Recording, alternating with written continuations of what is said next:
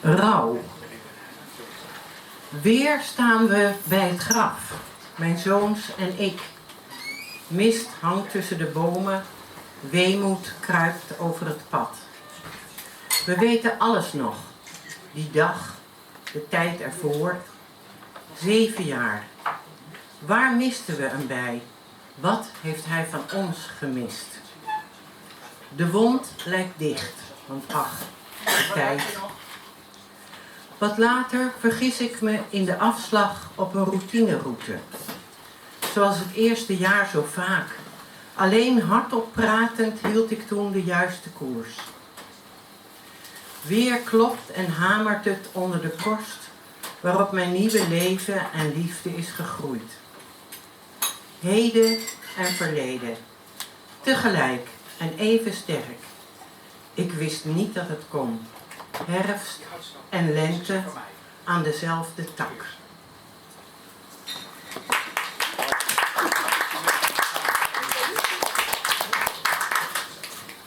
In het voorjaar, in maart 2022, kort nadat de oorlog was uitgebroken, liepen wij in een bos. En tegelijk was ik met mijn koor aan het oefenen voor een requiem. Dus dit gedicht heet Requiem. Terwijl wij luisteren naar het roffelen van de specht, beschermen moeders een dagreis hier vandaan de oren van hun kind voor het ratelen van kalasjnikovs in het naastliggend dorp. Terwijl wij onze hoofden heffen naar de voorjaarszon in het kwinkelerend, tjilpend, zingend bos, schuilt een volk in kelders, hopend, biddend, dat de fluitend naderende dood hen niet raken zal. Huilen om het doven van het licht, smeken om ontferming.